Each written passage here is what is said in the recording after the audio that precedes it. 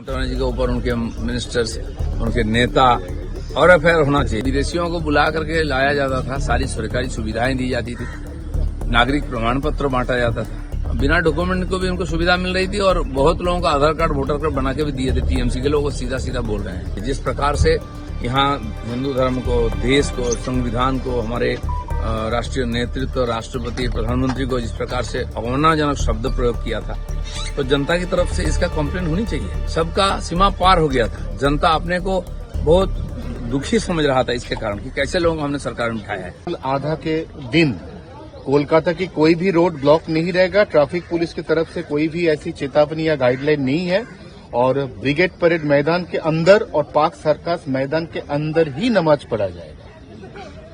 देखिए, हमारे देश में साल भर में उत्सव पर्व चलता रहता है, अलग अलग समाज का, कम्युनिटी का, धर्म का उत्सव मनाने में कोई मनाही नहीं है, लेकिन उसमें जनता को असुविधा हो ऐसा कोई निर्णय नहीं लेना चाहिए।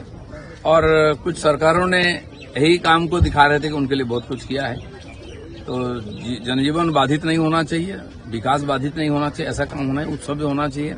हमारी सरकार ने तय किया है कि कोई भी अपील कर सकता है पुलिस के पास उत्सव मनाने के लिए जगह का, पुलिस तय करेगा कहाँ किस समय होगा।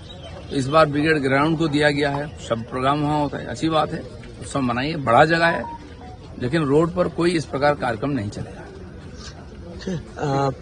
मुख्यमंत्री पूर्व मुख्यमंत्री ममता बनर्जी के ऊपर एक एफआईआर हुआ है सिलीगुड़ी में, कुछ ऐसी टिप्पणी की थी जो किसी धर्म को लेकर बहुत एफआईआर होने वाला है ममता बनर्जी के ऊपर, उनके मिनिस्टर्स, उनके नेता और एफआईआर होना चाहिए। जिस प्रकार से यहाँ हिंदू धर्म को, देश को, संविधान को, हमारे राष्ट्रीय नेतृत्व, राष्ट्रपति, प्रधानमंत्री को जिस प्रकार से अवमानजनक शब्द प्रयोग किया था, तो जनता की तरफ से इसका कंप्लेंट होनी चाहिए।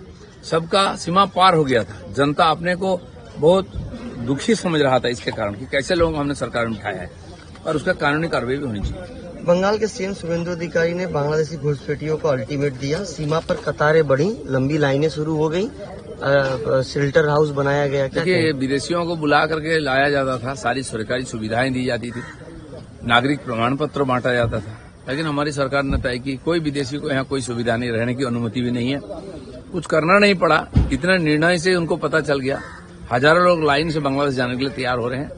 हमें उम्मीद है कि जो लोग आए थे अवैध रूप से वो अपना देश वापस चले जाएंगे, वहां जाकर शांति से रहे और हमें भी शांति से रहने दे, हमें विकास करना दिया जाए। उनको जो भी सरकारी सुविधाएं मिल रही थी अलग अलग योजनाओं का, वो भी बंद किया जाएगा, उसकी भी रिव्यू होगी।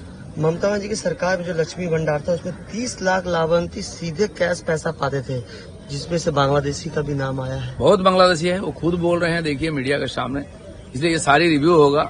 जितनी भी गरीब कल्याण योजना और इस प्रकार योजनाओं का प्रधानमंत्री जी का दिया हुआ सुविधा यही लोग खा जाते थे, तो इसको सारा रिव्यू होगा, नया लिस्ट बनेगा और सरकारी जमीन कब्जा करके बड़ी बड़ी कॉलोनियां बना दिए थे, वो भी हटाया जाएगा। दादा, मंगलवार को भारत बांग्लादेश सीमा पर हकीमपुर चेक पोस्ट में सैकड़ों बिना दस्तावेज बांग्लादेशी पाए गए और जिसमें से देखा गया कि कई मुसलमान हैं जो कि कुछ डॉक्यूमेंट ही नहीं रखे हैं। नहीं, डॉक्यूमेंट तो है नहीं और बिना डॉक्यूमेंट को भी उनको सुविधा मिल रही थी और बहुत लोगों का आधार कार्ड, वोटर कार्ड बना के भी दिए थे। टीएमसी के लोग सीधा सीधा बोल रहे हैं।